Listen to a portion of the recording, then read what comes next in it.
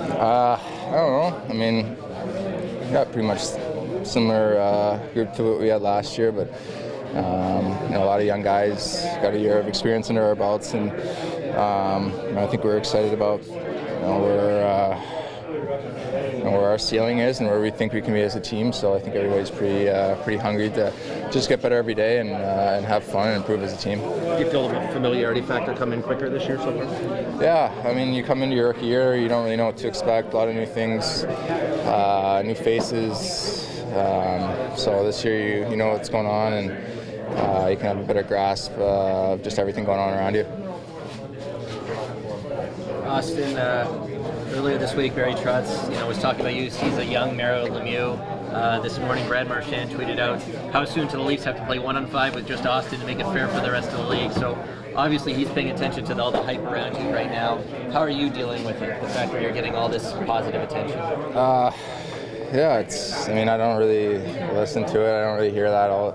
I didn't hear the Barry thing or Marchand's tweets, so I don't know. I mean, it's nice to, I guess, get recognized like that, and but I don't know. I don't really think too much about it. Just go play hockey and have fun.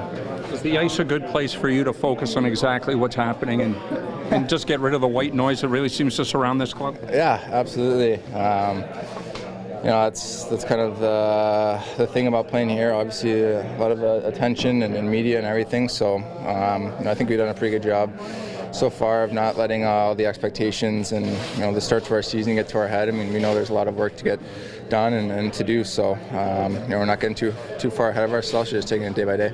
Go back into Ottawa. Do you think about the 4-goal night at all, or is that just it's last year? So not really. When you guys are on the bench and you might lose a couple goals, give up a couple quick goals, do you talk amongst yourselves as a bigger group, or do you just kind of talk amongst yourselves as a line about turning things around?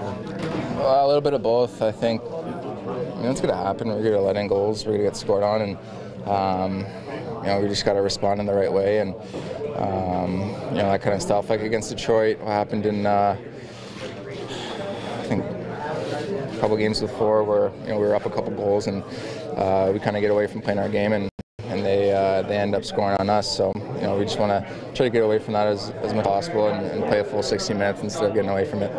Greg Anderson revealed that he asked you to sign that goal stick from the 4-goal game. And what goes through your mind when you get a request like that? Yeah, actually, Bobby, one of our equipment managers, came up with the whole thanks for making my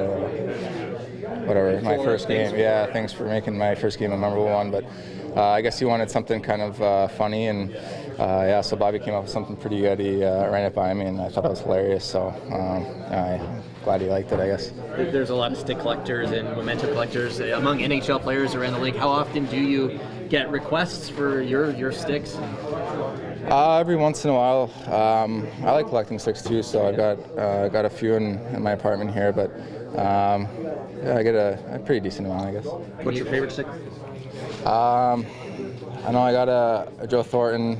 I guess those are pretty hard to come by, and it's got a pretty interesting stick, so I like that one. And I got an Ovechkin as well, so it's got a pretty big curve, and it's pretty cool just to see what other guys are using and stuff like that. So I'm always pretty curious to see.